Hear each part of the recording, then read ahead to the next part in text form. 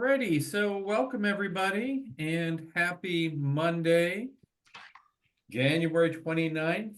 And I know it's been months since we last got together, but I'm glad you're all here with us. Kind of kicking off the new year, even though it is January 29th, but it's still the new year, I think. So welcome. We are going to kind of pick up where we left off, and I know it was months ago.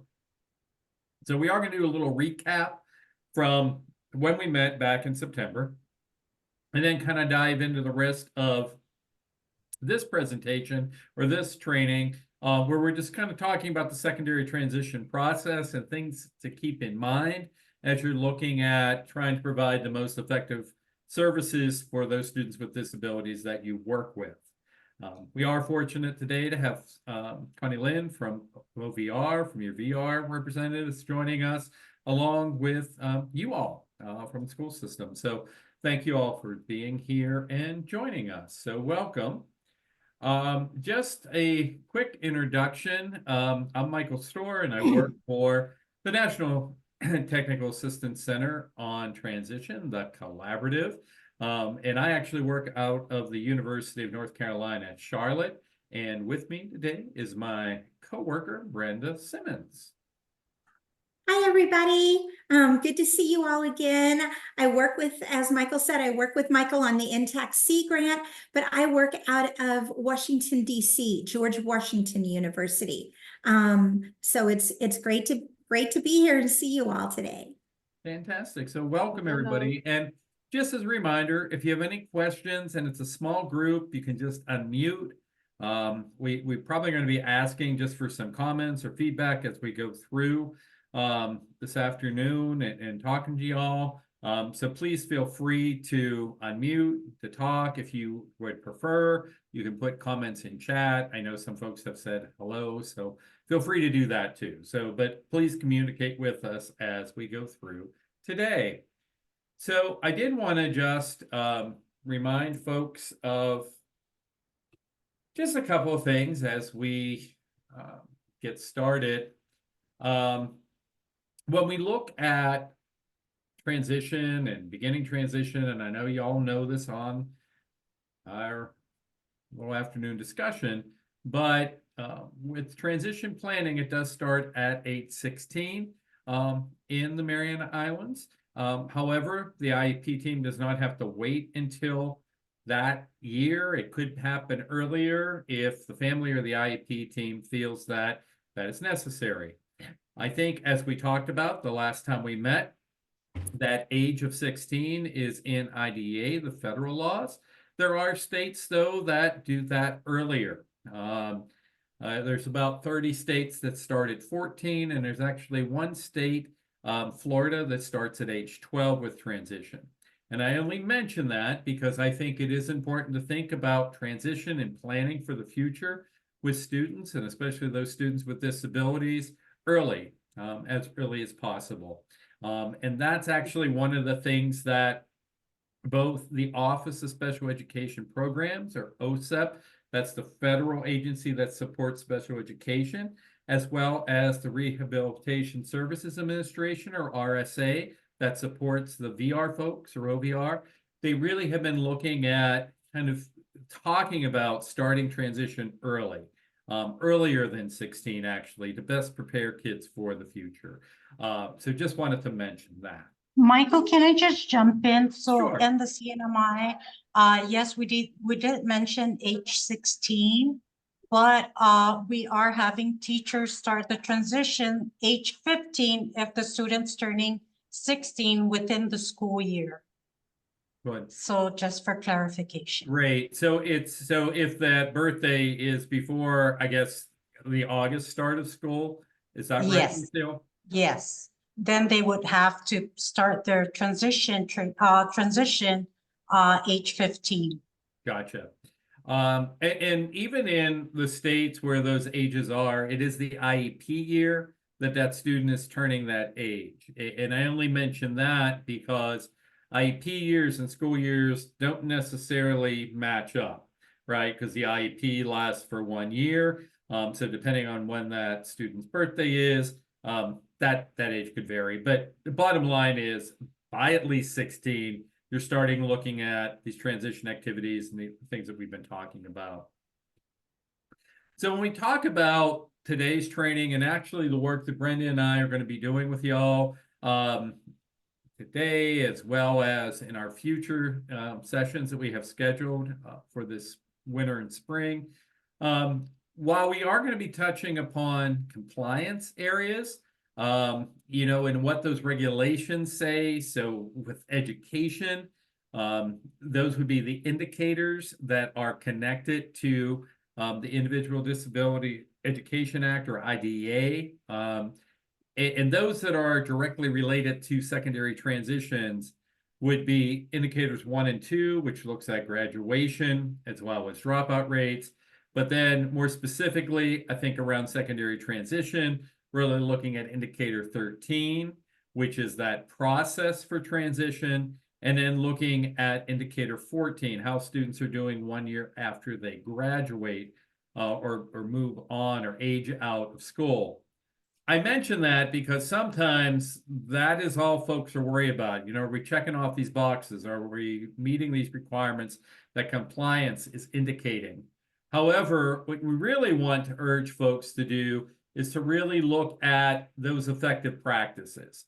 In other words, what are we doing that really we know are those best practices, evidence-based, that we have, or research-based, that we know that if we do these different activities, we provide these courses, we collaborate with our agency partners like OVR, students are going to be much more successful once they leave school.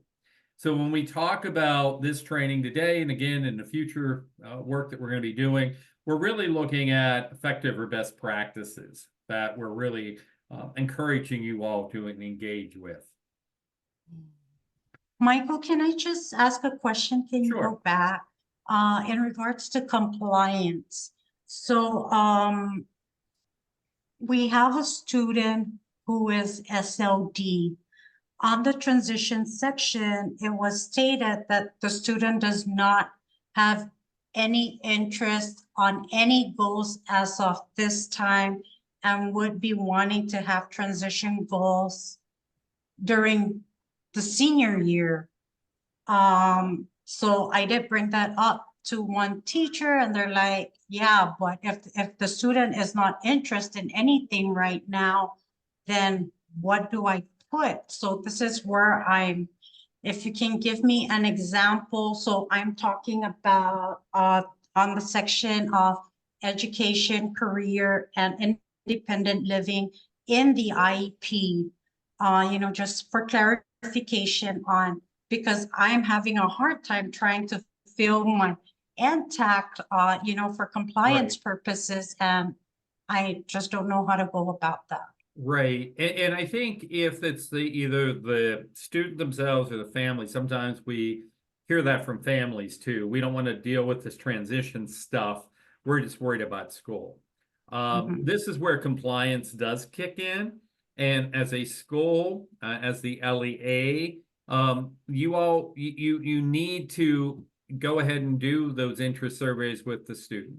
You need to talk about the different career areas. Talk about the potential that's there. They can't opt out of it, I guess is the thing, either the student or the family. So it is up to the school to talk to that individual. Okay, you may not know what you want to do for the future, but we need to do this with you. We need to start exploring what possibilities there are. So I think, and I know that gets a little touchy, but that is something that as a school, as the LEA, we're responsible for doing transition. It's part of that IEP process. The reason why, if for no other reason, is like the legal issues. If you don't do that with that student, and say that student has become a senior or gets ready to graduate, and nothing has been done by the school, that family could come back to the school and say, well, why didn't you provide this for my son or daughter? And basically they could go to due process.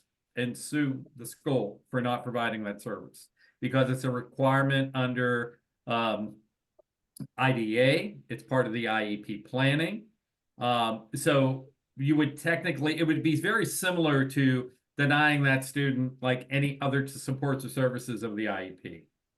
So, you know, I get that that can sometimes be somewhat of a, you know, a difficult situation, but it is up to the school to do that. You know, to ask those questions, to engage that student. And I think some of times it's, you know, students just not even aware of what's out there. So, you know, I would recommend, you know, doing some of those interest surveys, maybe exploring some different options that are there, maybe engaging the family in that process, but you cannot opt out of it, I guess is the bottom line. So I don't know if that answers your question or not, but It does. Yes, it does, because in my eyes, whether the student want to have a transition goal, I do understand that we need to write something in the IEP, and then we can, if the student, so for teachers, if the student is not actively wanting to be a part of that, but just bringing in pre-eds, and, you know, I was just sharing that maybe you Right. can just start, if they, so on the IEP, it states that the student just wants to stay home, and I'm like, well, you can look at that and just say, maybe, does he like to work with his hands, and he can probably bush cut, or, you know, that can be a Right. goal, right? So, You know, and versus just staying home.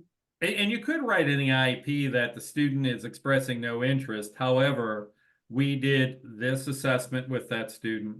We went through and, you know, because some of those interest inventories, they're going to show different areas of interest, and we're going to help that student explore what these options are. I think that, and you do need to document.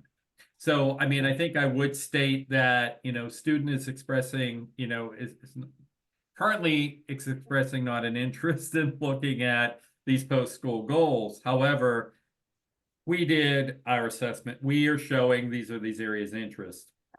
Likewise, if the Got it. family comes across, because normally my experience is it hasn't so much been the students as sometimes families. Families being overly, you know, Protective. cautious, families not thinking their son or daughter really can, you know, be independent. And likewise, if it's a family saying, no, we don't want to do this. And that has come up in different states that I've worked with, and it's the same issue. All right, yeah, but you still need to do this. You know, and with families, we even have said, well, if you don't want to do it, then that's part of special education. You not want your son or daughter in special education anymore.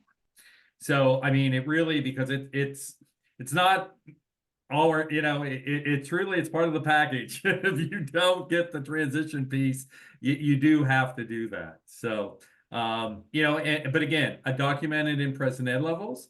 I'd say what's going on, but then still, you teachers out there that are involved, you still need to document what you're doing. Thank you. All right. All right, and please jump in if anybody else has any questions as we go through, or you're questioning something or saying, hey, what you talking about there? Just jump in, please. All righty. So, and this is kind of a repeat again. I'm just doing some review really from when we met last, but when we look at transition planning, when we talk about that, it is really broad because it can include really any of these areas that are on the screen here. So when we look at that, it is pretty broad. So we are talking about instruction. So it's what you're doing as teachers in the school. It's the classes you're doing. It's the activities you're engaging those students in. It's also those related services that student may be receiving. So occupational therapy, speech language therapy, physical therapy.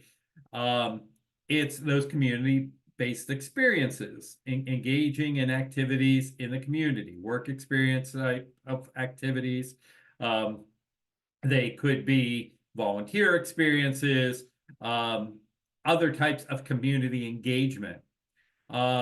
It's also looking at developing skills towards employment, looking at independent living areas, looking at different types of evaluations as far as what that student can do in the workforce, as well as looking at any type of accommodations or supports that student needs, like assistive technology. And when we talk more about this, I think looking at from OVR side, pre-employment transition services, there's a lot of parallel between what's on this screen and what OVR is doing as part of pre-employment transition services. They relate, and that's kind of the connection. And Brenda, I don't know if you had any comment on that before I click on to our next slide. No, I think that's really good, Michael. And I think it kind of also dovetails a little bit. Lucille, the question that you asked, I thought was really a good one. And I'm not sure we've heard that a lot, Michael, right? But I thought it was a really good question because it's also not like, Lucille, you can have, if they don't want, if the student doesn't want transition services through the school, that VR can provide them. It's not like that, right? The school district, right, Michael, is obligated. They can't just pass that off to VR, even Right. though some of those pre-employment transition services can look, as Michael just said, very similar to these. They are supposed to be there to support and augment what you all are doing, not to replace what you all are doing, in the schools. So I thought that was a great question, and it really kind of fits together. And I think, Michael, one of the things that we can talk about moving forward is almost how do you look at crosswalking these services in terms of these services that the school district is required to provide, and then those that VR is required to provide. So if you were looking at job exploration counseling, for example, on the VR side, and that's very similar to career exploration and career interests, on the education side, what would that look like? How do you do that together so that you are not duplicating services and you're enhancing those services? So it'll be great conversation for sure. Great, thanks, Bryn. I think the other thing too, just to keep in mind, that the whole purpose of this and the whole purpose of secondary transition is to really help the students that you're working with best prepare them for once they graduate from high school to go on either for further training, maybe at a college, a university, or a trade school, to also be engaged in competitive integrated employment, basically get a job, right, at a competitive living wage, as well as looking at where they're going to live and how independently they can be. And whether or not that is on the Mariana Islands or they're looking at moving, to either another island or to the mainland of the United States, like those are all parts of that discussion. And it's a service that's provided for kids in special education to help them be successful once they leave school. Because prior to really secondary transition being an initiative in education, students with disabilities oftentimes would drop out of school. They saw no reason to stay in school, or they really were not prepared for the future. So they would graduate basically into nothingness. You oftentimes will hear graduating to the couch or, graduating to the home and not really being successful. And that really is the point behind secondary transition, the reason why it's so important and crucial, the jobs that you have and best supporting your students as they get ready to leave high school and to go on for their lives. So the next thing that we want to look at is this roadmap. And we talked about this again in the fall when last time we met. But I wanted to go through this today because we really just, when we met in the fall, we didn't really get into the meat of really looking at this process. And as you're looking at this, hopefully some bells are going off that this does look like your IEP that you fill out, your the planning that you're doing for students, but also the process that we're involved with when we're doing secondary transition.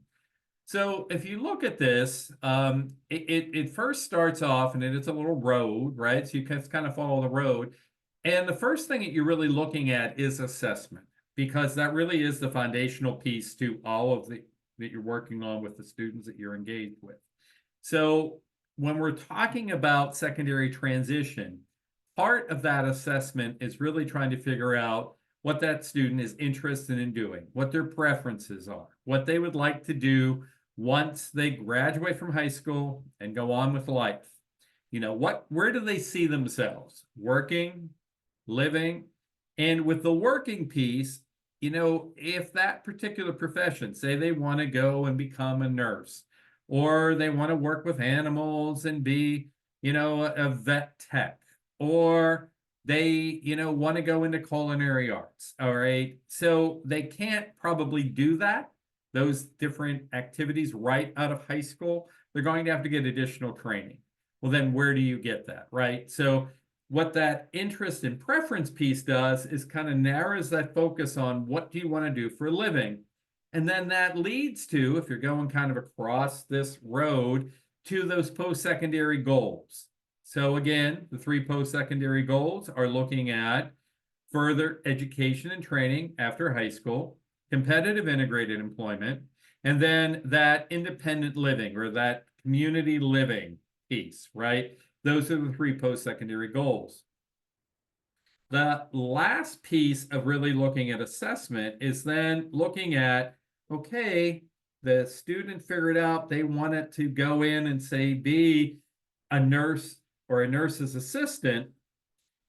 That's their goal. They know they're going to need to go on for additional training to do that. But then you look at that assessment piece of where are they academically, functionally. So do they have the academic skills to go into that particular career area? Are there any other concerns with their other skill areas that they would need to work on? So that assessment piece is really crucial. Once you look at all of that assessment piece, you'll see the road goes down into those yellow boxes. What those yellow boxes are, if you're looking at them, you might think, hey, I know what those yellow boxes are. The yellow boxes are your IEP, right? It's looking at what are your present ed levels. In other words, you know, what do we know by assessment? How is that student doing academically and functionally? And then it gets into those transition areas. So what are the classes the kids taking or those courses of study? What different activities and services are they involved with? And then it's looking at what is the student working on during this IEP year regarding their measurable annual goals, right? Measurable annual goals are based on those areas of need that that student has that are going to help them, you know, be more successful in school. So measurable annual goals, right, are related to what that student needs to work on. So if the student has difficulty with reading, these could be reading comprehension goals. These could be goals around, you know, reading fluency. They could be math goals. They could be behavior goals, but they're those measurable annual goals, and then we're monitoring the progress of those. And that is kind of an ongoing process within the IEP. And then if you look at this road, it goes up to a stoplight. In other words, what that is saying is, okay, yearly we look at, are we on the same track with this kid around transition? Do they still want to do the same things they had set out to do? Or do they want to make any changes? And then that assessment piece continues. That goes through until they get ready to graduate. So when they get ready to graduate, you'll notice that road, there is that Y in the road. And if a student gets ready to graduate, one of the other requirements of IDEA 2004 is to provide that student with a summary of academic achievement and functional performance. In other words, this summary of what that student needs to be aware of once they graduate. And in that summary of performance are the things that the student does well, the things the student needs to work with, and then any other agency connections that student needs to make. So it's kind of a nice framework to look at regarding that transition process. So when we look at the secondary transition process, the last time we met, we spent a good deal of time talking about student-youth engagement, having this whole process really be driven by that young person. We gave some examples of how to engage that young person. We also talked the last time about collaboration, looking at that engagement within the school. So, right, that internal collaboration that needs to happen in your schools. So between general education teachers, between your special education teachers, your transition folks, your counselors, and then any of those specialty areas that student may be engaged with. So occupational therapists, physical therapists, speech language therapists, and so forth. And then you have those outside collaborations with individuals from agencies like OVR, or your intellectual developmental disability system, your mental health system. So those agency connections. Where we're going to pick up today is with the rest of these areas on this slide. So we're going to talk a little bit about the importance of age-appropriate transition assessments and what that looks like. We're actually going to share you're like the first group of people we're even telling this about. We have an update to our assessment guide that has been around for a long time, but the new guide is up and rolling. And Brenda and I are actually in the process of prepping to do a webinar in April on that, but we're going to share that information with you because it is really good stuff. I think some real usable things for you all to have. And then we're going to just kind of break down these other pieces of that roadmap that we saw. So we're going to talk about assessment. I want to talk a little bit about post-secondary education and those post-school outcome goal areas. So post-secondary education and training, employment, and independent living. Talk about courses of study a little bit, about activities and services as part of the IEP. Spend a little bit of time about measurable annual goals, and then the fact that this is an ongoing process. So that's where we're kind of headed next. As we do that, does anyone have any questions before we start diving in? And please unmute if you do. And Brenda, go ahead. Yeah, Michael, I just wanted to ask you on that roadmap where some states have kind of got a little bit too, I know that they've asked about that summary of performance and when that needs to be done. Or, I know sometimes some folks, that is just a perfect summary that I know if that's done timely can really be a great resource for OVR. Yes. To look at moving forward with that particular student. And I just wanted to ask you about that. What do you think is the best time, or when maybe is the requirement for them to do that? Yeah, the federal requirement is just prior to the student leaving school. So what a lot of districts will do in a lot of states is they wait until March, April, May of that last year that student in school, and they provide that to the family. There have been some places that they give it the day of graduation and it goes with it. That's really not ideal. If we're looking, I think, at effective practices, ideally it should be at that last IEP meeting that student is involved with, again, the fall. The other thing to mention about that, if the present educational levels are done well, that really is the same exact information that's in the summary of academic achievement and functional performance. So really, if that is done well, all you're really doing is just reheating that in this document that you're passing off. Now, that's not always the case. That's not how people write present ed levels, but ideally, you should have all that information already in your present ed levels. So, I guess in my perfect world that I sometimes drift off to, that's the way that would be. And basically the summary of performance would just be kind of copying what you had in that last IEP's present ed levels. But to get to your point, I think early in that last year, that student is in high school is the best time to provide that information to the family and the student. Thank you, Michael. And I was just wondering, Lucille, when do you guys usually get that done, or how do you use that summary of performance? So we usually get this document for graduating seniors. So is it usually in the spring of that like as they're getting ready to graduate, or is it Getting ready to graduate? Yeah. Yes, so And that might be something too, Lucille, that we want to look at, is there an alignment with your present ed levels, how those are written and what's in that summary of performance. So it's not such a different task. It's really just kind of moving some of that information in. Yeah, and that'll be something too, Michael, with when we talk to VR, and Connie Lynn, I'm not sure what you're thinking about this, but just the importance of sharing this information across with each other, right? And sometimes from a VR standpoint, we get the beginning IEP, or we ask for an IEP when we start working with a student, but sometimes we forget to keep asking for those updated, copy of those updated IEPs, when that student is 17, when that student is 18, and then, the summary of performance as well. So just as a kind of as a reminder that it's super important that from a VR standpoint, you don't just get the first IEP because that could change, right? So you definitely want to continue to talk with the teachers and continue to ask them every year for a copy of the current IEP.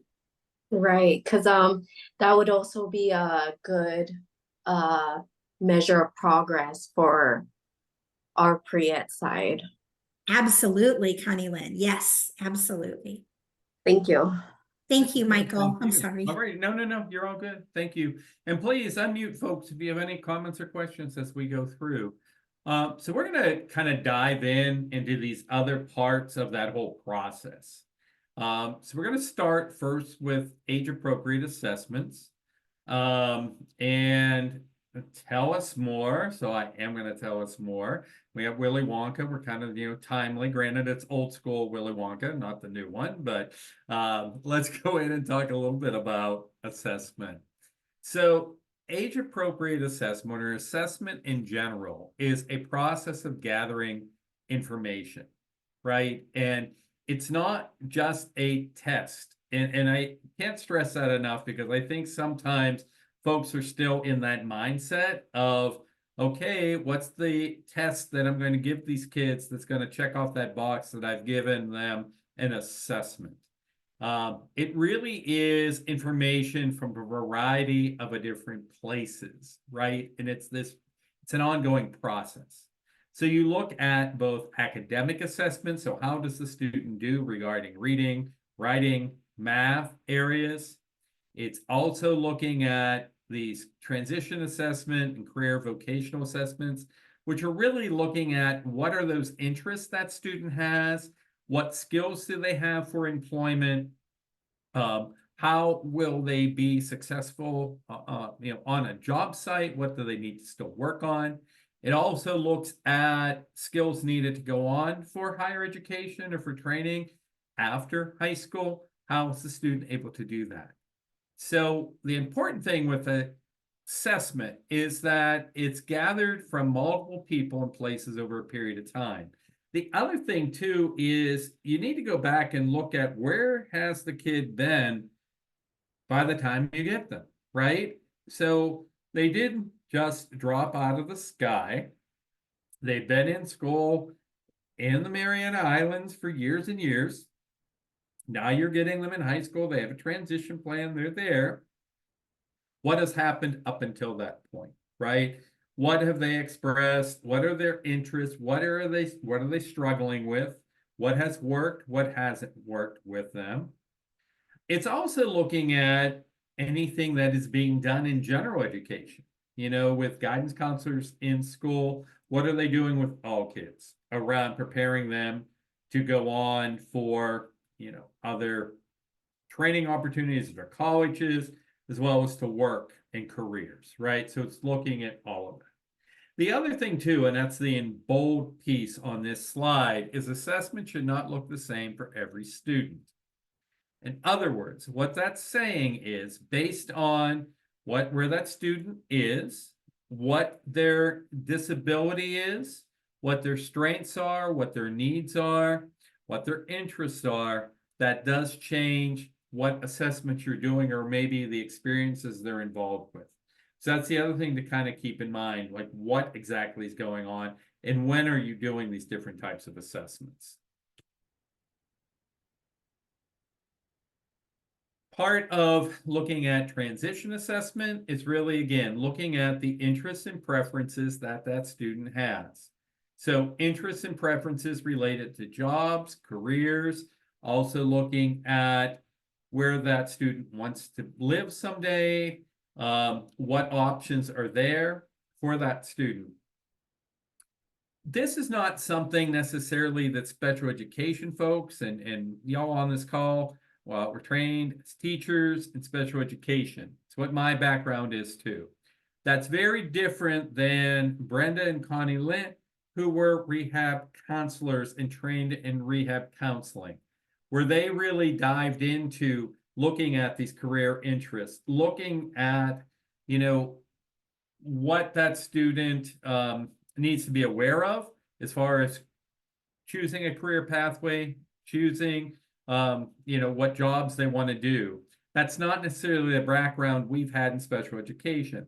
I'm mentioning that because with transition, we do have to kind of step outside of some of our background and really look at with that student, what are their interests? What assessments can we use to help them figure that out? What resources exist? And there's a lot of really great resources out there that you all can use that help a young person, their family, to explore what options exist. And we'll get into more of that in future trainings that we do. We're going to talk about that toward the end of today's session, what's coming up next. But we are going to talk more in depth about resources that are available, about looking at what OVR does regarding pre-employment transition services and that how that aligns to what you're doing in your schools. So anyhow, so you're looking at identifying the interests and preferences that a young person has. As I mentioned when we were looking at that roadmap, then that should lead to what that student wants to do regarding their post-secondary goals. So looking at what type of job they want to have, what kind of training is it going to take for that student in order to have the skill set to obtain that job, and then where do they want to live? Oftentimes, especially when you're talking to young folks and their families, they may talk about going on to a college or a university or a school without really looking at, well, where's that leading as far as a job, right? And the reason that anybody's going to school, whether it's a college or university or a trade school, it's really to get those skills in order to get that job. So I think kind of framing this is important, as well as where do they want to live someday? You know, are they going to stay on one of the 3 islands of the Mariana Islands, or are they moving somewhere? You know, are they moving to the mainland US? Are they looking at another location in the world? Because that also could impact not only the type of job they want, but what type of training they would need in order to get that. After you're looking at those post-secondary goals in this piece, then it's really looking at where is that young person regarding their abilities and their aptitudes. And then that links into those measurable annual goal areas. So what that student needs to work on. So I mentioned a few minutes ago, we have updated our NTACT it was called the Assessment Guide or Assessment Toolkit. It was last updated in 2016, and it actually goes back to, I believe it was initially like 2008, 2009. It goes way back, but we've updated it. And in the update, it's really a collaborative guide. So I'm going to share with you just a couple things because I wanted to point this out to you. I did pass along to Lucille and to Jimbo from OVR this presentation that Brenda and I are going over. But I wanted to share with you just a little bit more about the guide itself. So just give me 1 minute to do that, and hopefully I can pull it up. I think I have it right here. So if you click on that link, it will take you here on the NTACT website, and it's the transition assessment. It's still called the toolkit because it's an update to it. but it is this collaborative assessment guide for transition planning. And when I click on that, that actually takes me to this guide. And hang on, let me get the right guide up. I think this is the right one. And I just wanted to point out some of the things that are included in this guide. Hopefully you can all see that okay. So it really is, it's a great way of looking at how we assess the students that you're working with, what you need to look at. And I'm going to scroll down just a bit, so just give me a second, to this piece where it's really talking about assessment being this 6-step process. So you're really looking at what to assess, looking at your stakeholders. So that's internally in education. So again, you know, special education folks, the student has occupational, physical, or speech language therapy, guidance counselors, so that internal piece, but then looking at outside stakeholders like OVR that could be helping to contribute to this picture of this student and what they can do. There's a section then in this about looking at how to best select appropriate assessments, how to conduct the assessments, how to review those results, and then what do you do with those results? And that's really what this guide goes through, those 6 steps. Also, and let me just, I'm going to pull up a few more things. As part of this sort of assessment package now with this new guide, we have a couple of other resources that I think could be really useful as you are working with the students that you, families that you have.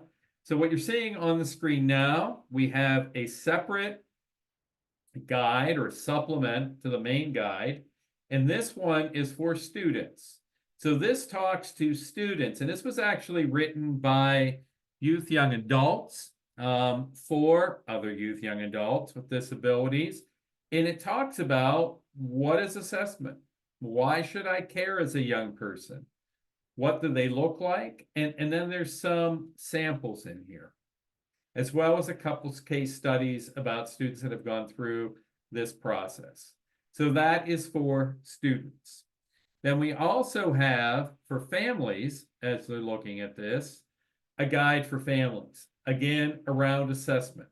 So it's looking at, particularly you as a family member, what do you need to know about, what do you need to be aware of regarding assessment? And then just a couple of other final pieces of this guide that are online. We do have a section on regulations and procedures for those that want to know, well, why do we got to do this? Well, it's based on federal law, right? It's based on IDEA, so the Individuals with Disabilities Education Act, as well as the Workforce Innovation and Opportunities Act, or WIOA, which is that VR law that governs both pre-employment transition services as well as transition services for students with disabilities. So these are the regulations, procedures that talk about that. And then if you really want to geek out even more, we have another document that's part of this that goes through definitions. And the definitions cover all of these things around assessment, but I think it's helpful because it talks about all these different things that are mentioned in the guide. So we wanted to share that with you. Again, you can find all of this on our NTACT, the collaborative website, which is transitionta.org. And it is all there. We are, as I mentioned, Brenda and I, as well as we have a young, somewhat young adult. He's actually somebody who worked on the original guide.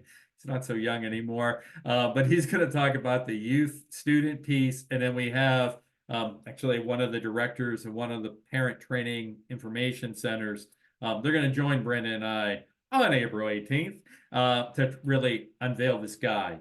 But I'm sharing this link with you because it is live. It's on our website if you want to look at it. And it really is good information as you're starting to work through that. The other piece that's not up there yet, but will be, we do have a document that's going to have different types of assessment resources. That's being finalized. It's really just people making sure all the links work and the connections are there.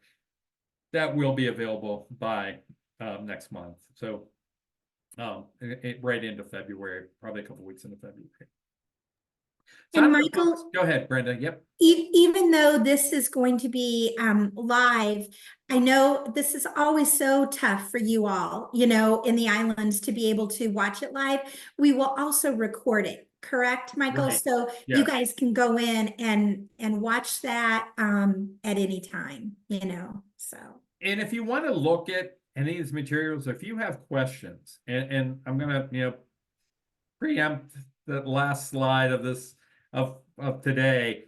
We are going to be meeting with you again in February, March, April. So please, look things over. If you have questions, if things are just not hitting where you are, let us know, or let Lucille know, and she can let us know so we can address this.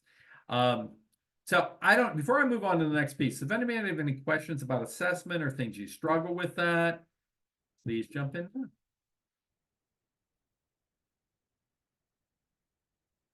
Dazzled you with brilliance, all, I guess, huh?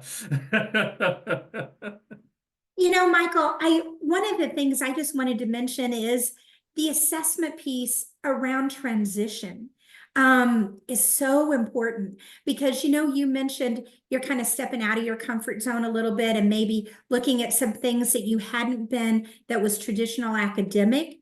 And when you look at what is assessment for? What do I need to do this for? I saw in there, careers. You need to ask the student about, what do they want to do after they graduate? After they graduate, right? So that's a whole new concept because for years and years and years, it was always focusing on helping them while they're in school, right? And now this whole transition planning piece is really looking at what can you help? What can you do?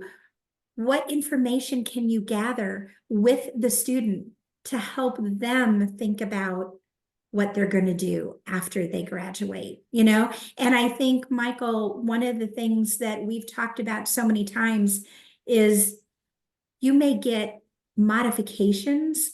You may get lots of different things while you're in school, but that doesn't necessarily mean you're going to be able to access that when you graduate. You can get some accommodations in a post-secondary training program, but oftentimes the workplace isn't going to be modified. And there is a difference between modifications and accommodations, right? And so having these conversations early with students and with their families in terms of what to even be able to expect, whenever you get out there. And it's the same thing, in an employment setting.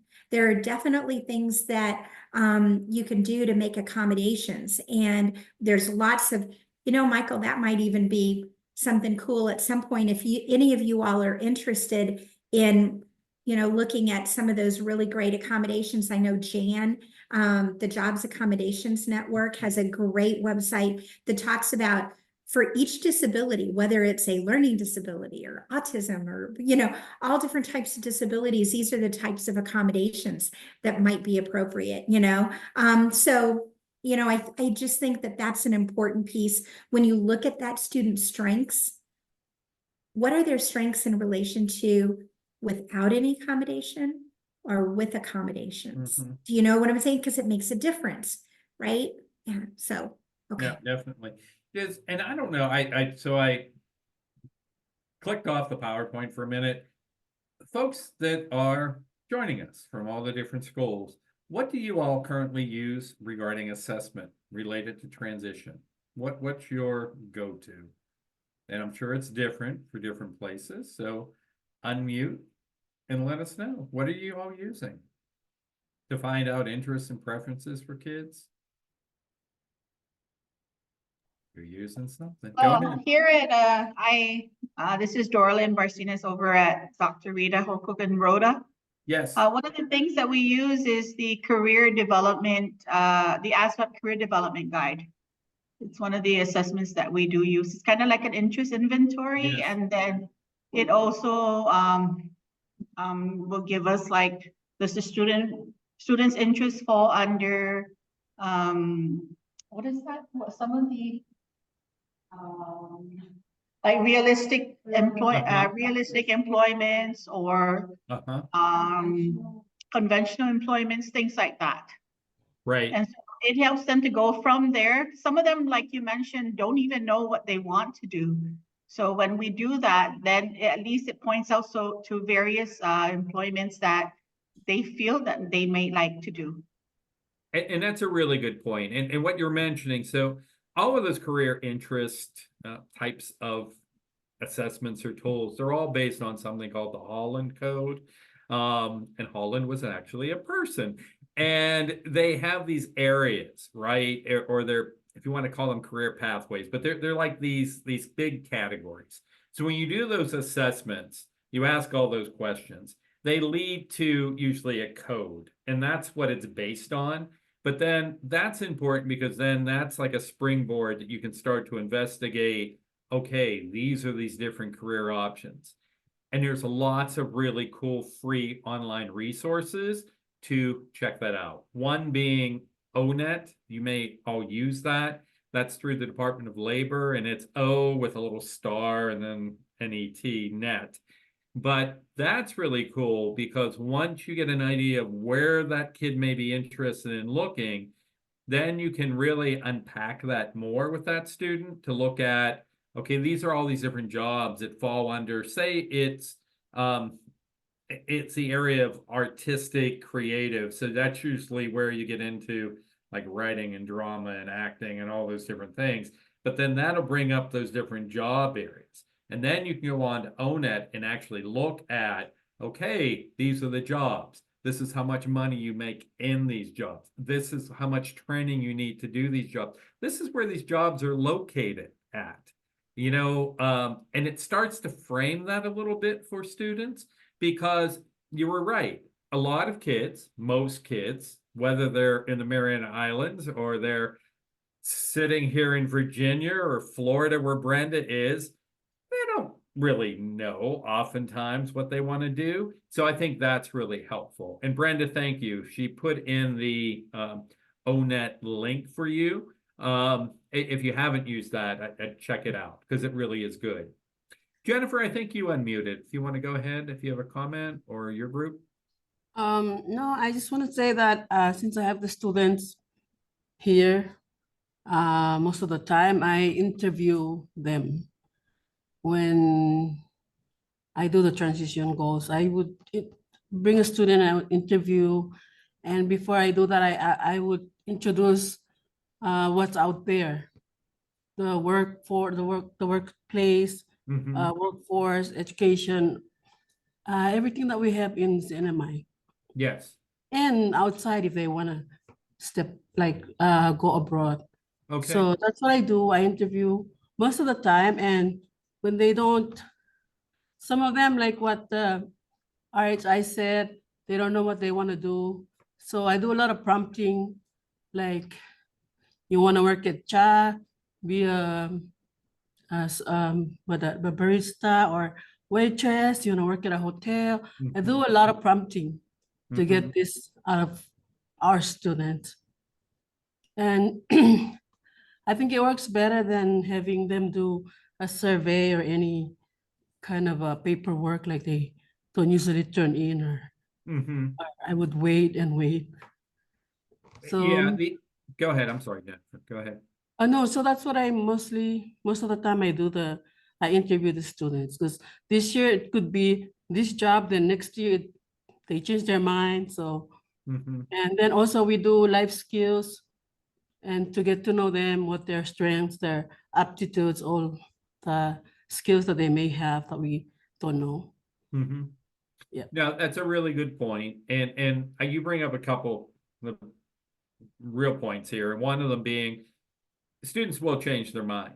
And over the course of a year, they may change 3 or 4 times in what they're interested in. But that's really kind of the point of transition, is for them to explore and see what else is out there and what opportunities exist. I think the interviewing piece is really good, but then you do need to kind of take that to the next step. And it sounds like you have done that already, where you start saying, okay, well, these are possibilities. This is what we have. If you're staying on the Mariana Islands, what career areas? Or if you're really looking at other types of jobs, where might you need to go in order to do those? And what does that look like?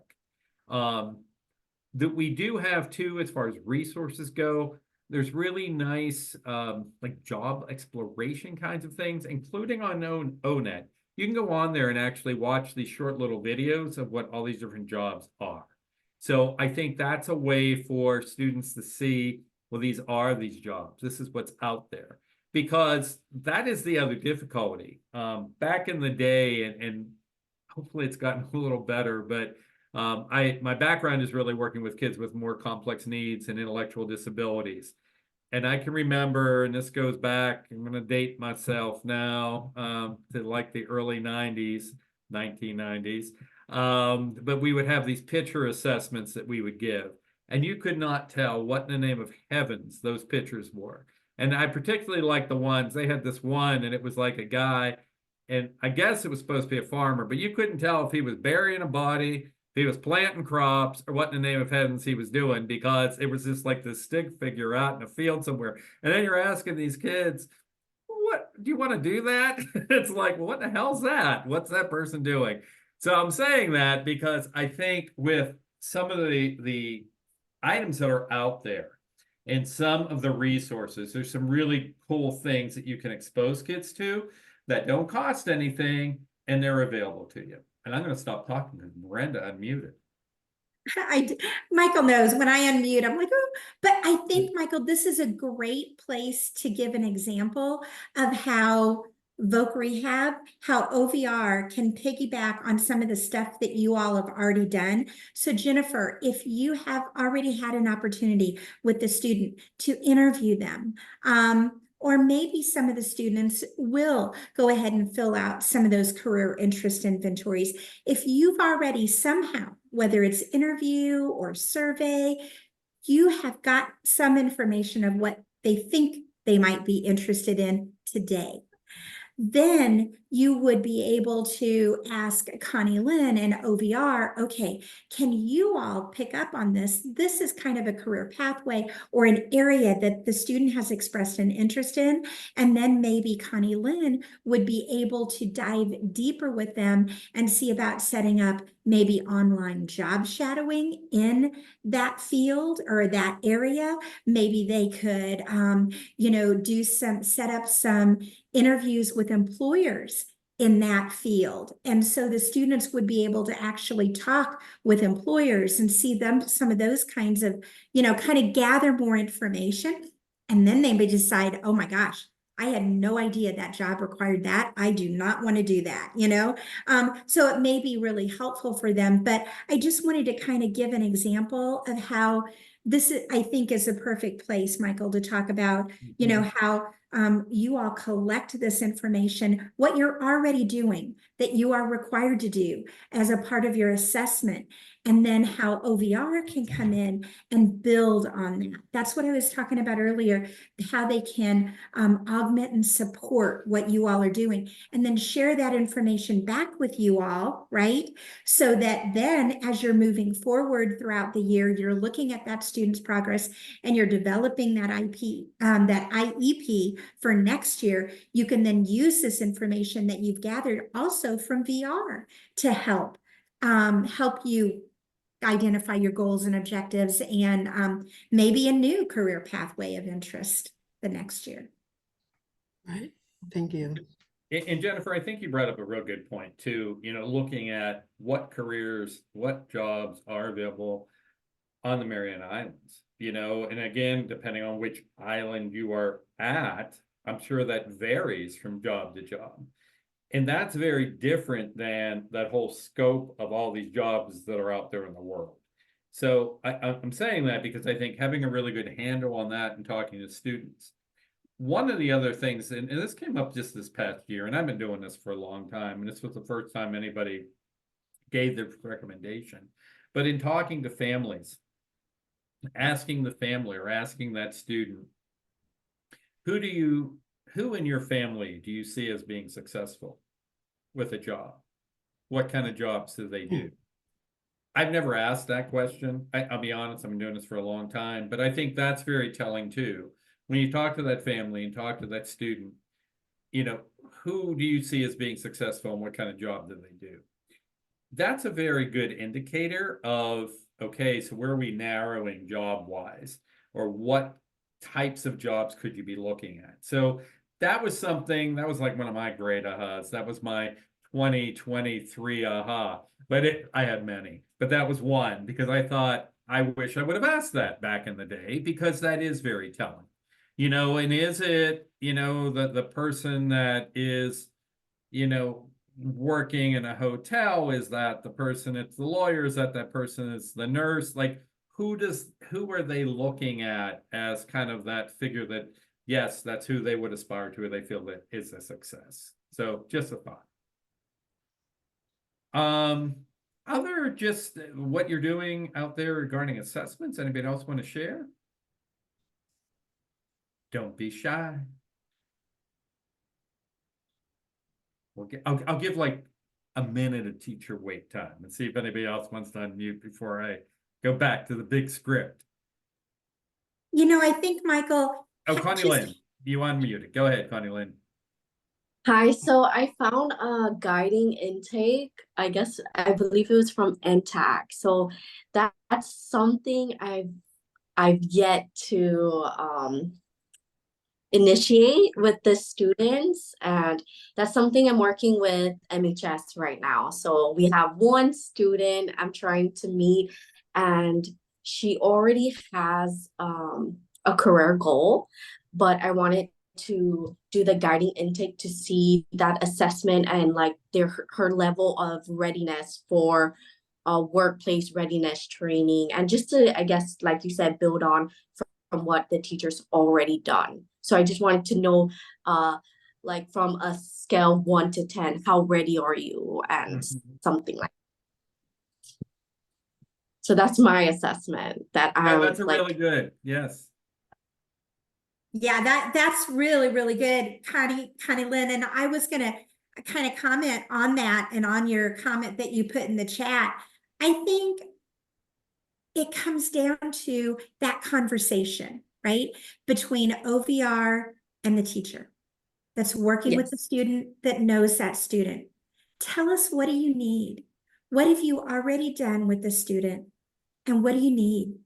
What could we help you with from the OVR standpoint? You know, I don't know. Maybe you may ask for something that we can't do, but that's okay. Ask. What is it you feel like the gap or the need is for that particular student? And if OVR can do it, then they will be able to do that. You know, if they can't, then they'll be like, ooh, I don't know if I can do that, but let's see how we might be able to leverage that if that's something that you need. Or is there another way we could get that information for you? Maybe not exactly that way, but in another way. So just the conversations, right? And every student is going to be a little different, you know, but that will help you build those relationships, and you'll learn from each other, because we're still, Connie Lynn, I know you're still learning. There are VR counselors, Connie Lynn, that have been doing this for 20 years and they are still learning. You know, a lot of this is still so new. And so it's just really important to continue to have the communication and these conversations to see how you guys can support one another. And I see Connie O has put a comment in our chat box that assessments used are the informal interviews with students and parents and guardians, and then getting additional input from teachers. And again, I think that is a great start. I am going to have you all stretch a bit. That's an initial piece. And the reason I'm saying that is you can get information from that student, but you're only going to get what they already know. That's why it's really important to look at doing, I believe it was folks from RHI that had said, you know, they're actually giving an assessment looking at different career areas. You really need to do a combination. And yes, you're sitting there probably thinking, what in the name of heavens do we have time to do all that? I get that. But to really get an idea and to help those students It's important that they look at, it's not just the interview piece, it's then doing some deeper assessment, looking at what different jobs are out there, what their interests are. But then I think the next piece is to them actually have them engage in some work experience activities to see what they're able to do. And again, that's where kind of this collaboration with OVR comes in, because there's the things that you can do in the school that we're responsible to do in education land, but then also with what can be provided through pre-employment transition services. And again, you're trying to really help that young person get a good idea about what they want to do. So when they do graduate, they can move on, that there's not that lag or that gap once they graduate, that they are actually able to move on and be successful. Alrighty, I am going to put the PowerPoint back up. Just give me 1 second to do that. Let me find my little switch here. And we're going to move on from assessment. I could spend days talking about assessment. I kind of love it, but I'm not going to. I'm going to move on. So just give us 1 second. All right. So we talked about you do assessment, and part of the reason you're doing that, you're doing the interviews, you're talking to the families, you're talking to the teachers, you're engaging that student. It's really to have that young person discuss and come up with what they want to do once they leave school based on those areas for going on for further training, employment, and independent living, right? These are those things that that student wants to do once they leave school. These are not the same thing as IEP measurable annual goals. These are also not things that are going to occur while that student is in high school, right? These post-secondary goals are these things that the student is going to do once they leave, once they are out of school. Just looking again at post-secondary goals versus measurable annual goals. And I think the side-by-side is nice if there's any confusion. I know we've been doing this in special education now for almost, well, it's 20 years this year since IDEA was reauthorized. But when we look at post-secondary goals, they are updated annually. They are based on assessment and they're individualized. They do contain the student's name, what they want to do in the future, and they address what type of work the student wants to do after high school, what additional training they want, and where they want to live. It does not require any type of progress monitoring because these are future goals, right? When we look at measurable annual goals, you'll see the parallel there. And again, measurable annual goals are those things that you all are aware of, are those things that that student is working on to help them with those areas of need or those skill deficit areas. So we look at those, they're updated. Those are also based on assessment. They're individualized, but they're written in a specific way. And we'll talk about that in a few minutes. Making sure you have all its component parts. They address the skills need, and they do require monitoring of progress on those goals as they're written. And at least that is done at least, weekly, bi-weekly, that you're showing how that student is doing on those goals.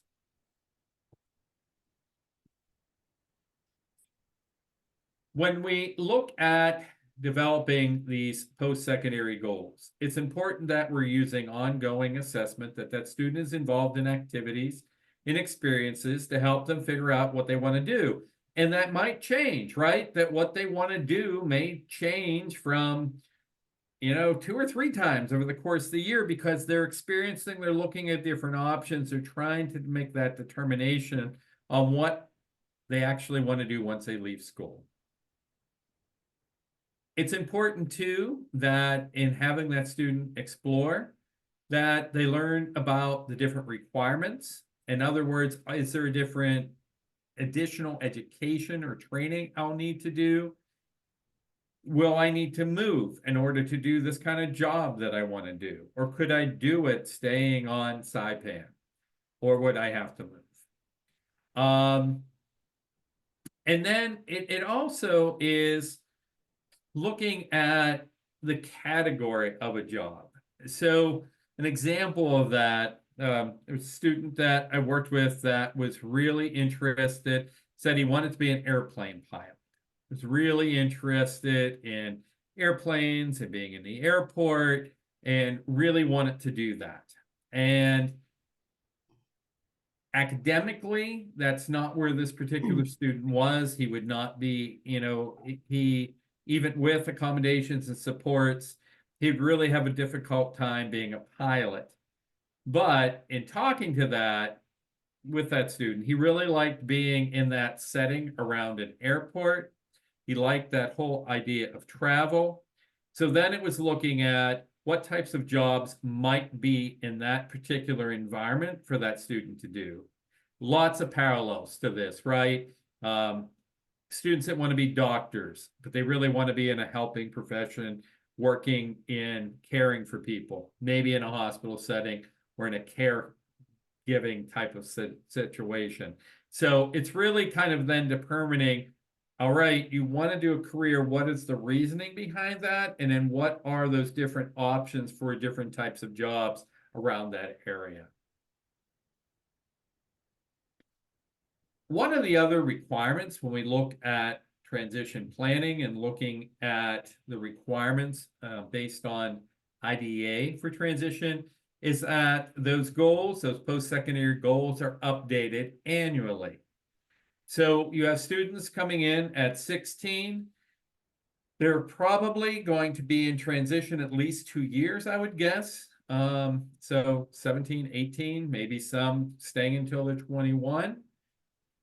While that student is in the education system and has an IEP, each year those post-secondary goals needed to be updated. And what you're seeing on the screen are two examples of how one might be updating post-secondary goals, right? These are the things that the kid's going to do once they leave school to go on for further training, employment, or independent living.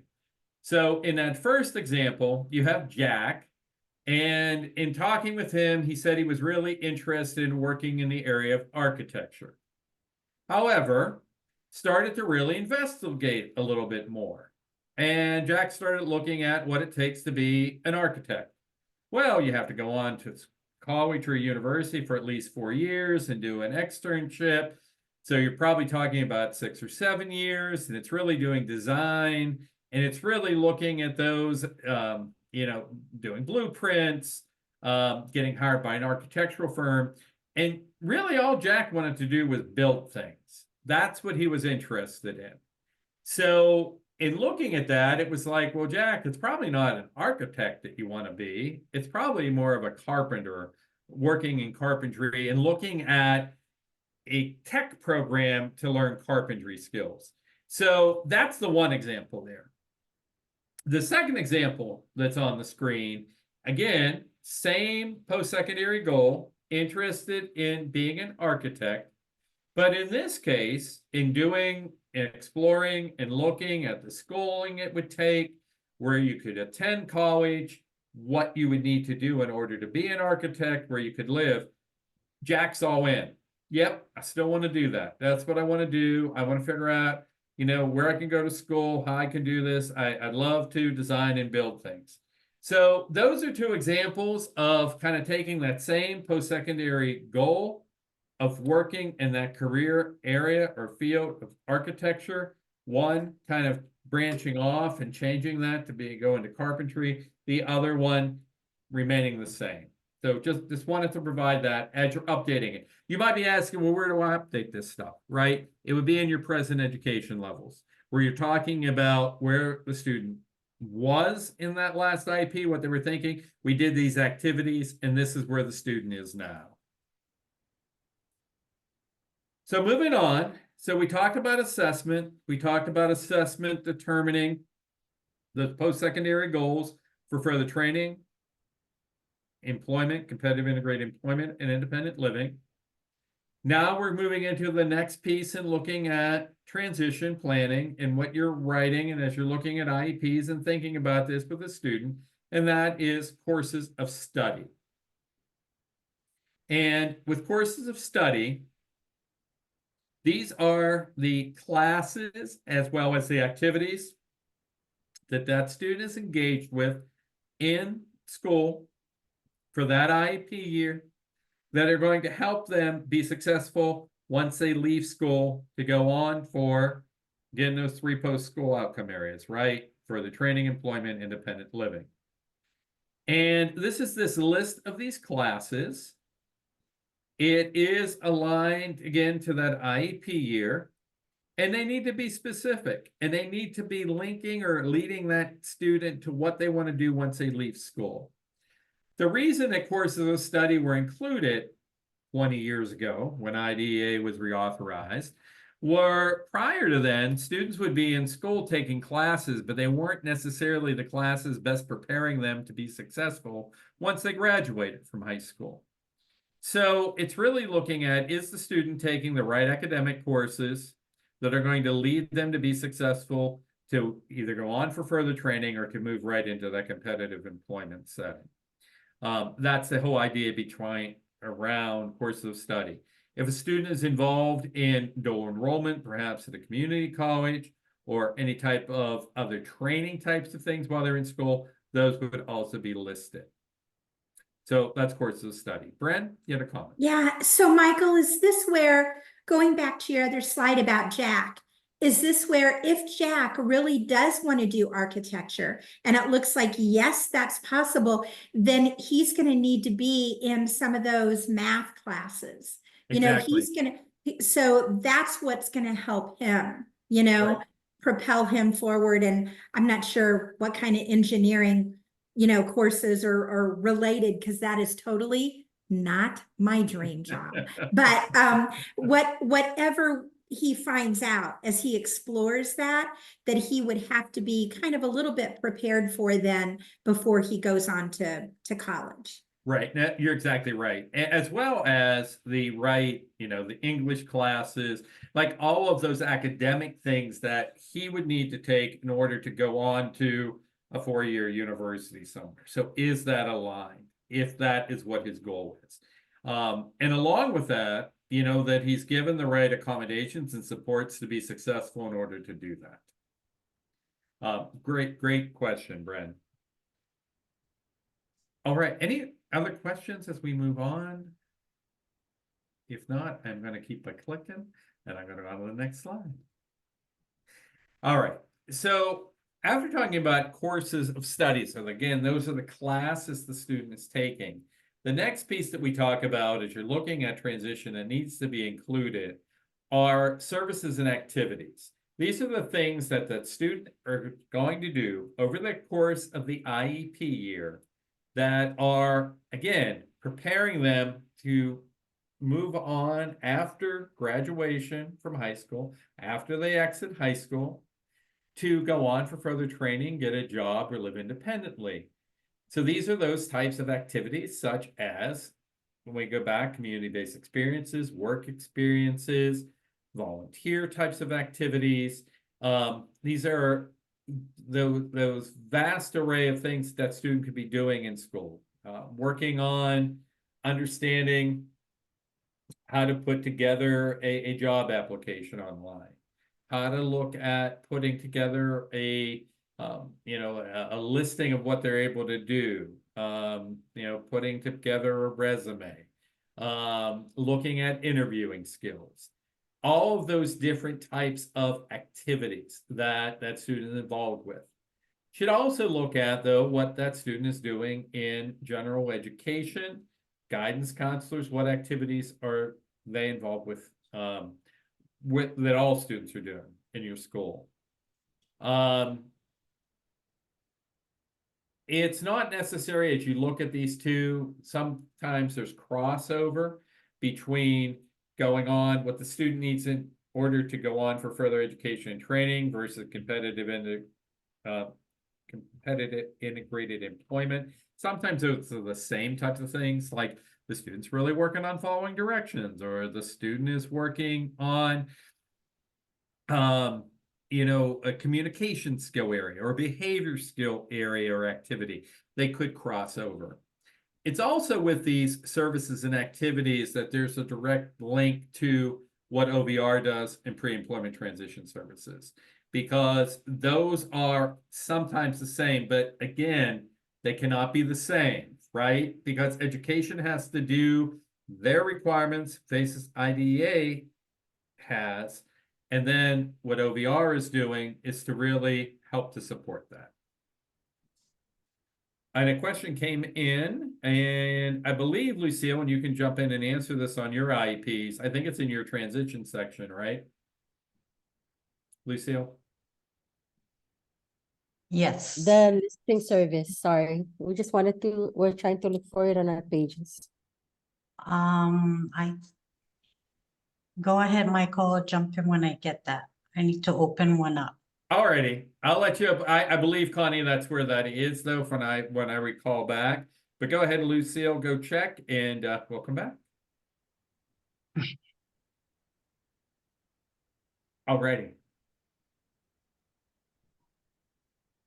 So these next 3 slides are going to talk about examples of activities that you could possibly list in your IEPs. So these are things for, as we look at post-secondary education and training, things such as going online and looking at different colleges and universities and what programs they offer, taking virtual tours. I'm not sure how many college visits you do on the Mariana Islands, given where y'all are. But the cool thing is now, with everything being online, you can do a lot of virtual tours and a lot of exploration online to see what is being offered, what supports are being offered, emailing, these colleges or universities, or having those students do that on what supports are offered through their disability services offices. I think there's a lot you can do remotely that did not exist 20 years ago when IDEA was first authorized for IDEA 2004. The other thing too is, having that student have a good understanding of what accommodations and supports that they need. And then looking at other types of activities such as time management, looking at understanding their disabilities and what supports they need. And it may be, another activity could be developing a list of questions that they may want to outreach to schools that they're interested in attending, what kind of supports they have, given that maybe the disability that student has. This next slide is looking at some sample activities around employment.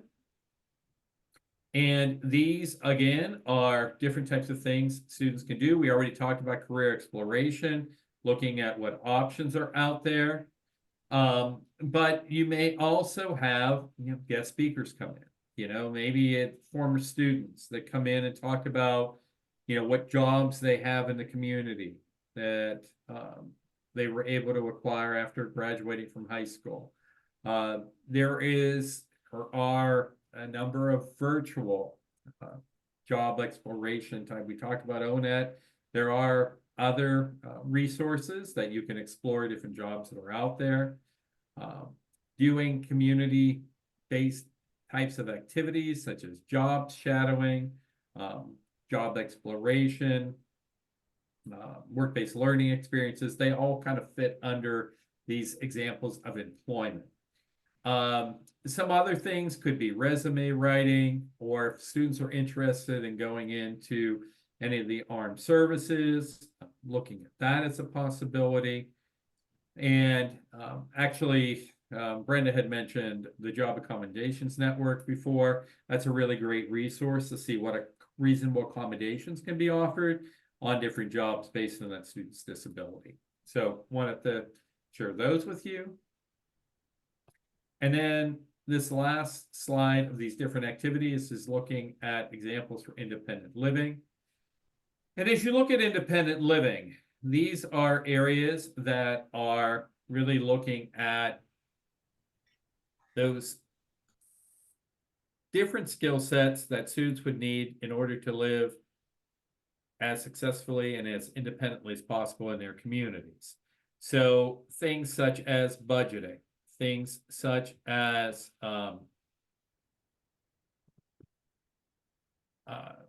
food prep, looking at health recognition, if the student has to take medication, are they able to manage their prescriptions? Looking at recreation and leisure types of things, transportation, how's that student going to be getting around, budgeting skills. This is also where voting, voter registration falls under, selective service, understanding benefits. That would all fall under this independent living piece. So this is just, and truly, what was on these slides are just a thumbnail, a little piece of all the different activities you could do related to those 3 areas. When we meet in future meetings, we are going to talk about pre-employment transition services and the requirements under the 5 required pre-employment transition services. And what you'll notice when we kind of match those up to these slides that we just mentioned, with going on for further training, employment, and independent living, you're going to see crossover. And Brenda's nodding her head.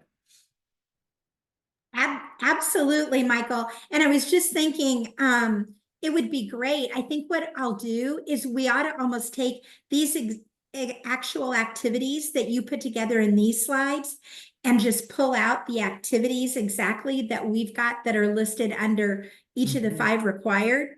And we can talk about how do you do this? Right. Because, I know that you all do not have a ton of time to go into depth in all of these different activities, because you're already working with the students on so many other things. So while we were saying earlier, it's not OVR's responsibility to take over these activities for you, but they can definitely help you, so you kind of get started, you collect. Like I was thinking, Michael, on the slide where you were talking about accommodations, if you all would just be able to help the student understand that they actually have an accommodation or what that might look like. It's like, hey, whenever you get extra time to take this test, that's an accommodation, or when you get this, and so then Voc Rehab would be able to step in and talk about, okay, if you're in college, would you be able to get additional time? Let's talk about this. And maybe it's up to each individual professor what they let you do or what they don't let you do. So you can have deeper conversations with things like that and look at, what would be accepted in a workplace, and those kinds of things. So I think there's some really good examples, Michael, and I'd love to, maybe if not today, but maybe next time, really get to hear from you all in terms of what is making sense, how we could kind of do this together for students. That's great. Thank you, Brent. Lucille, where is this located? Did you find it in the IEP? I believe it's in section R of the IEP. It's the pirate section. R. Thanks, Lucille. You're welcome. All righty. Okay. So moving on. So these are the different activities. I did want to mention too, while we're still talking about activities and services in this section, it is important, and I've said this multiple times this afternoon, is you really do need to look at what else is happening in your schools, not just that is happening in special education. So what is the student doing regarding their general education courses or working with guidance counselors, career folks in the school, and any other school activities? Make sure that you look at those too, because they probably are supporting a lot of what they're doing. Those 3 outcome areas for helping them prepare to go on for further training, education, competitive employment, and living in the community. So it's important to look at that. We are going to talk few trainings down the road about mapping out activities, which is basically looking at what you're doing in your schools at different grade levels around these outcome areas. And we also want to look at that in relationship to what OVR is doing. but this is a way of looking at what is actually happening in our school that's supporting this. And I'm going to hazard a guess that it's very different from high school to high school and island to island, right? That you're there. So it's going to be important to look at that for your own place, right? So what they're doing on Saipan and what they're doing on Rhoda are probably not exactly the same, and what opportunities are there are not exactly the same. But what do you have to offer the students that you're working with? And what is OVR doing to help support that? And what options are there? So I think when we get to that piece in particular, that's going to be a little bit more individualized based on where you're at. Hopefully that makes sense. Alrighty. So we've talked about doing assessment. Assessment's really crucial to help you figure out what that student wants to do once they leave school as far as going on for further training, employment, independent living. To help support those outcome areas, right? We look at the classes the students are taking or courses of study. Then we look at the activities and services that they are doing in order to support that. The next piece of all this is your measurable annual goals. And y'all have been writing measurable annual goals, whether the kid is of transition age or not, right? I mean, this is what is in IEPs. So your eyes are probably glossing over at this point saying, yeah, person in this little box on Zoom from wherever it is that you're at in the middle of the night. We know this. We've been doing this forever. I'm just going to put a little plug in here that this is something that I think folks still struggle with, and I'll tell you the areas where I see it happening. So it's important because the measurable annual goals do need to be written clearly, and they need to be based on assessment, and they need to help support that student in what they're going to do once they leave school. So when we look at these 4 required parts, we have the condition, the student's name, the clearly defined behavior, and the performance criteria. And I'm just going to do a real quick brush of this. This, like so much of this discussion we're having this afternoon, we could go on for hours on this, but we're not. We're just going to take a little snapshot. So with measurable annual goals, the condition, people usually do get this piece pretty accurately done. This is the situation in which the student is going to do whatever the activity, the behavior that you want to see the student doing. It describes the material the student's going to use. Maybe it's the setting. So examples of this could be during lunch breaks or on the job site or in the community, using a graphic organizer for writing assignments, given a 2-step direction. Like it's setting up the condition of where this is going to happen, where the goal is going to occur. Putting the student's name in, this should not be an issue. However, with cutting and pasting, this has become an issue. So, my joke is that, in special education, sometimes we do more sex change operations than they do in Sweden, because he becomes she and Mary becomes Bob. And it's like, what is happening there, right? So really, that's just being aware as we're doing this that we are keeping it individualized. And it's all right. I've cut and pasted too. I mean, it's a thing. But make sure that we're keeping that kid the same kid, right? As you're doing this. That's important. And that you're kind of taking some time and thinking through, does this make sense for this particular student, what the student's working on? We get to clearly defined behavior. This is one of those areas that oftentimes folks have some difficulty with. We get the kid's name in there, we get where it's going to happen. But when we actually write down what it is that the kid's going to actually do, it needs to be specific, and they need to be very concrete. So examples are there. To say, to print, to write, to read orally, to point, to solve. Non-examples, these are things that are not clearly defined behavior, is the student will understand. The student will recognize. The student will comprehend. You can't clearly observe that. So some clues or hints to writing good conditions. One of them is close your eyes and can you visualize the student doing whatever this is that it's saying? If you can't, then go back and rewrite it. The other little clue is if a dead man can do it, it's not a good, clearly defined behavior. So examples would be, Johnny will not talk out in class. Okay, dead men cannot talk out in class. So in other words, you want to make sure that what you're writing is easy to understand, that you can count it, that you can measure it. So you can't get inside somebody's head, but you can see that student writing or pointing or reading it orally, like those are things. So defining that. And then the performance criteria is another area that trips people up too. So in looking at this and writing these measurable annual goals, you're really looking at three parts that need to be written in there. It's how well the student will do this to mastery, how consistently, and how frequently are we monitoring the progress? Because a kid can't just do it one time and say, oh yeah, they mastered this goal. So how are you measuring this, right?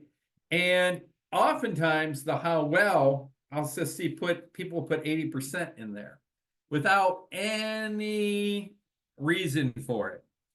What do you think? And a little question, and I know we've been going for about an hour and a half here, but what should the criteria be based on? Any thoughts?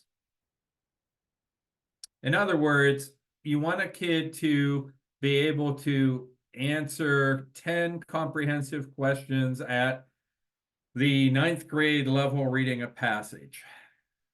At what percentage? What should you base that on? Any other thoughts?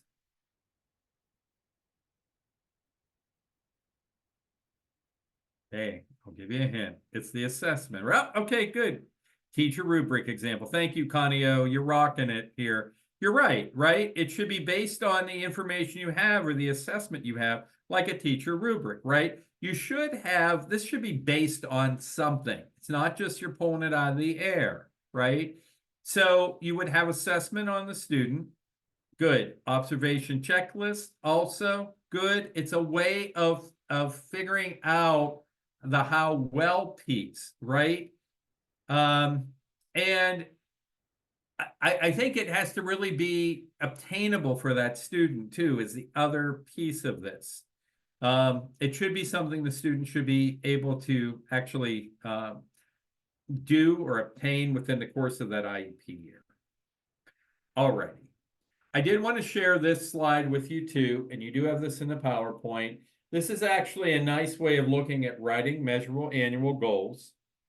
So it breaks it down into these sections. And what folks have done with this, what I have done with this, is I'll take a goal that I've written for a kid in an IEP, and I'll actually fill in the little boxes with what I have written.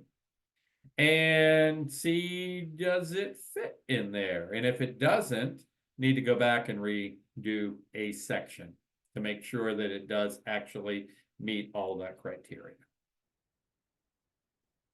All right, enough of the measurable annual goal soapbox. I am going to give you an example of one. So a little background on Philip. Philip was a student that had a learning disability. Philip was taking classes to be an auto body repair person. He has, with his learning disability, some difficulty in writing and spelling, as well as somewhat in reading. And what this goal was set up for is Philip he wants to go into auto body repair, right? So fixing cars. He's going to be working at a shop. When you think about it, if you've ever had the misfortune of having to get your car fixed, right? You have to take it to the auto body shop and somebody writes up an estimate. Well, that would be Philip, right? But Philip has difficulty sometimes with spelling, with punctuation, with capitalization, with grammar. And think about this, you're taking your car in, it just got, in a wreck. The whole front end is dented in. You're all upset. You go in and you're like, I need to get my car fixed. And you get this written estimate comes back and it's not written well, right? There's spelling errors. It's not capitalized. The sentence are running on. I don't know about you, but I'd be thinking, do I want to leave my car here if this is the kind of work they do? So we want Philip to be able to write a good estimate, right? That to do a short writing piece, write this up without any errors. So that's what this was really designed to do in this goal. It was to teach him a strategy. And the strategy that we were in this goal we're using was called scope. And it's basically where you look at the spelling, the capitalization, the overall appearance, the punctuation of that written piece. And it's like a check sheet or a rubric that you do. So it was teaching him to go through using this, and we wanted him to be able to do this at 100% accuracy in order for him to, eventually get this job. So that's the gist with this goal.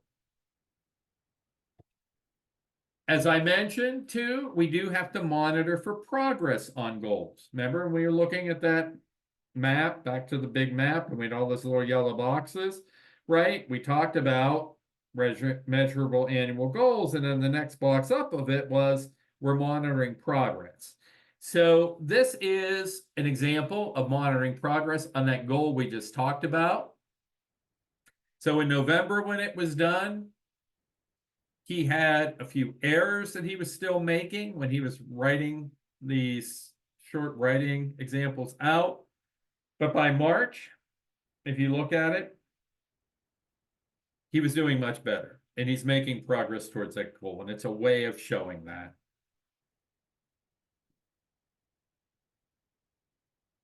All right, so that is kind of those sections of the IEP, and back to that roadmap.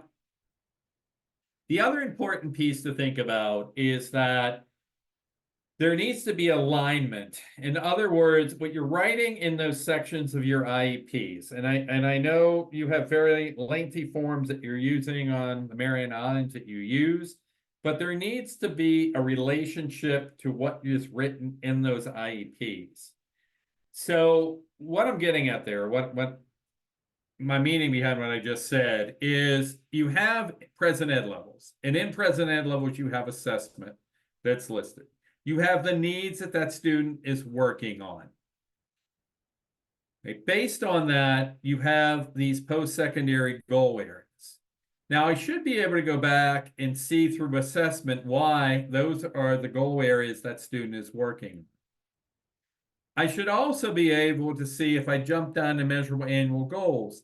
There should be a reason that student is working on those goals that reflects back up to present ed levels, right? It says that this is where the student is, say they have a math goal. They're struggling on this math concept areas. It's listed there, and we have a goal that's based on that assessment.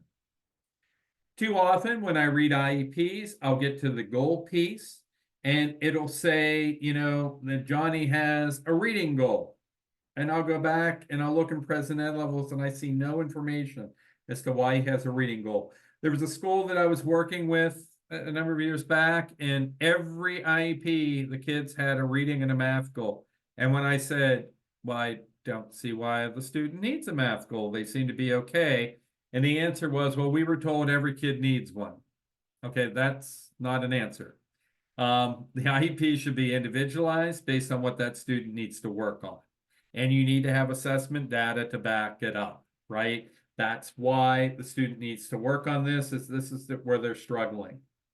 Conversely, if in present ed levels, and this is another example I have, it's talking about in present ed levels how the student has a lot of different behavior issues, difficulty interacting with his peers, gets very angry when, is reprimanded or makes a mistake in class, lashes out at the teacher.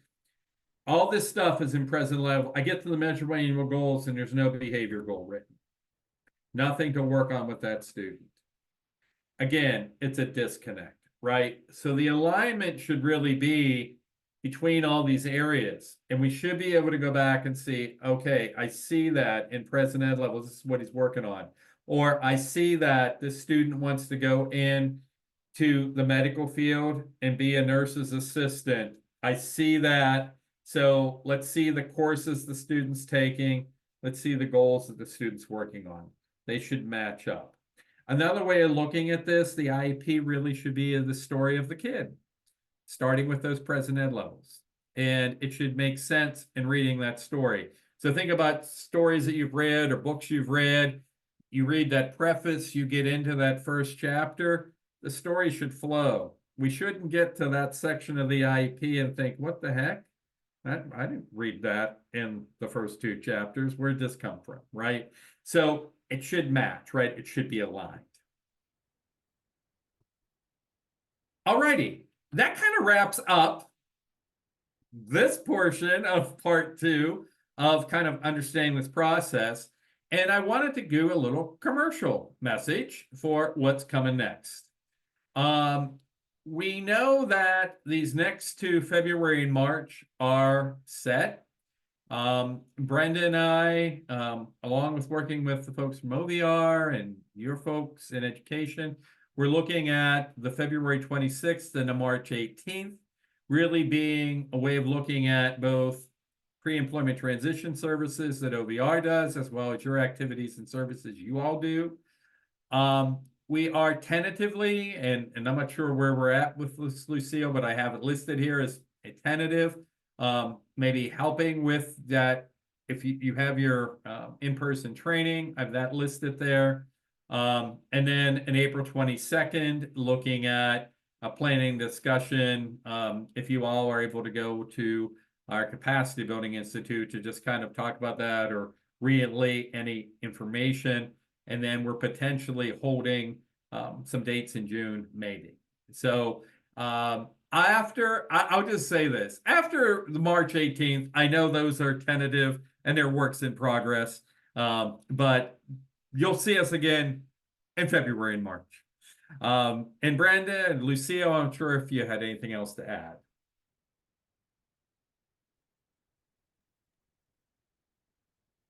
Thank you, Michael and Brenda, for this opportunity, and the teachers for taking the time out of their busy schedule, to attend our trainings, our monthly trainings. Really appreciate it. For the teachers, I hope that, these trainings are really helpful for you. So thank you. Alrighty, and we will see you next month. And again, the topic will be, we're going to start diving into that collaboration directly with OVR and looking at that alignment. Do you all have any questions? We have a few minutes before the top of the hour, so please jump in, or if something didn't make sense, or hopefully this was helpful. And as I mentioned, Lucille, I did send her and actually Jimbo from OVR this PowerPoint, so you can go back and any of the things that were on there if you want to capture them. I did share the PowerPoint with all the teachers, so Okay, great. I hope that helps. Great, thank you. Bren, I don't know if you had anything else. Michael, I was just going to say, through the whole presentation, even at the end, it was sort of like, oh my gosh, this is why it's so important to talk with that student about what it is they want to do. Right? Yes. Because that's driving even your annual goals. Right. Right? I mean, it was just kind of, how many times I've heard this, but Michael, every time you present on this, I learn something new from you. It resonates because I don't live in the education world. And I just wanted to say one of the things, and I'm so glad that Connie Lynn has an opportunity to be on. Those of us that don't live in this world, we don't need to know how to write the IEP, but it's very important that we understand a little bit, just a little bit of your world, and what you need to have in there what we should be able to look for when we get a copy of that IEP. What should stand out for us to help us as we're moving forward with that student as an adult service agency provider? You know, what is it that we could do? And then also, Connie Lynn, as you're providing pre-employment transition services, kind of building on that. You know, so I really appreciate that, and I hope those of you all in education are not going to be really bored next month when we talk about pre-employment. But I feel like it's so important that we share, and we're all hearing the same thing about what this is. You know, how do you know what to ask of Connie Lynn or OVR if you don't even know what you're supposed to ask for? You know, so hopefully we can kind of provide that level of guidance, Michael, and that cross training. I hope, Lucille, is what you're hoping we can get from this for sure. And just to reiterate too, if you guys have any questions or you go back and you know, you still probably have some time this afternoon, you're talking to your team, you know, pass those on either to us directly. Our contact information is there, to Lucille to get back to us. You know, if you're struggling or you have questions about anything related to the secondary transition areas, we really are trying to make this as useful for you all as possible. So please let us know. Yeah, and Michael, I just wanted to add, and Lucille, I don't know what your thoughts are on this, but I feel like also, even if it's, hey, yeah, I know all these things I'm supposed to be doing, but I'm really struggling with my students that are in regular ed classrooms all day long. How in the world am I going to find time to meet with these students and to really go over all of these things? Maybe you have dedicated time. Maybe you have all kinds of things laid out, but if you don't, maybe kind of brainstorming with each other about strategies, you know, for what is working best for one person. You know, oh my gosh, this is how I'm reaching these students, or this is how I'm doing this, you know. So it's about the technical part of it, but it's also, you can't even do the technical part if you can't really find the time to work with those students, you know. I don't know how you all do it. I really don't know how you all do it, but yeah. Any of those kinds of things too. Alrighty. Any other comments or thoughts? Thank you for your comments. Hopefully this was helpful. And we will see you next month. Again, as I said, I believe we are back on February 26th, the afternoon of February 26th.